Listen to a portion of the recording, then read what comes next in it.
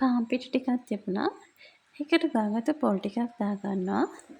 ඊට පස්සේ ලුණු චුට්ටකුත් දාගන්නවා. මෙතන මං ගත්තේ පිටි කෝප්පයක්.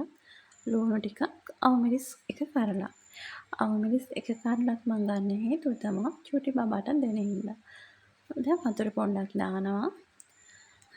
පොල් තෙල් ඉවර වෙලානේ. දැන් ඉතින් පොඩ්ඩක් හදද්දි අමාරුයි මේක අතෙත් ඇලෙයි. අවුලක් නැහැ. කොහොම හරි හදනවා.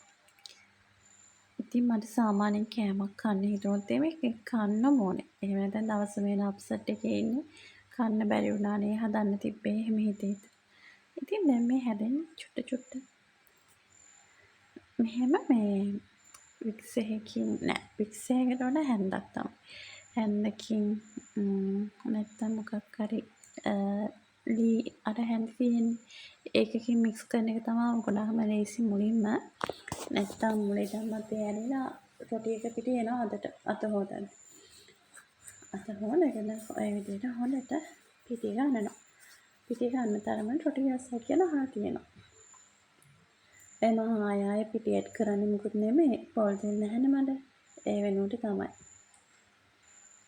දැන් හරි ලෝ එකක් ආවා. මම හිතන්නේ රොටි 3ක් විතර හදන්න පුළුවන් ලෝ එකක්. බලමු. දැන් කොහොමද හදන්නේ දෙකයි. අනිත් එක ෆ්‍රිජ් එකට. මුලින්ම බෝඩ් එකට පිටි ටිකක් දාගන්න ඕන. නැත්නම් ඉතින් රොටිය හිටී බෝඩ් එකේ. දැන් හැදෙන්නේ. මම මේ ටික පිටි ඇඩ් කරන්න වෙන මොකුත්ම නෙමෙයි. අතේ ඇලෙනවා ගොඩක් මේක. ඒක නිසා දැන් ඉතින් මේ බෝඩ් එකට පිටි චුට්ටක් දාගන්නවා. තෙල් තිබ්බනම් එක් කරන්න ඕනේ නැහැ. ඒ වුණාට ඉතින් තෙල් නැහැනේ.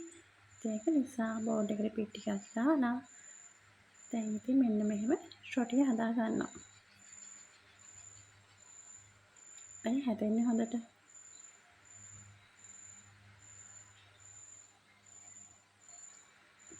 මම දැන් මේ ගමන් හිතුවා තේකකුත් හදා ගන්න ඕන කියලා. පෑන් එක තිබ්බා ලිපේ. දැන් රොටිය ඔකට දාලා රොටිය හැදෙනකන් තියලා මම හදන්නේ තේ එකක්.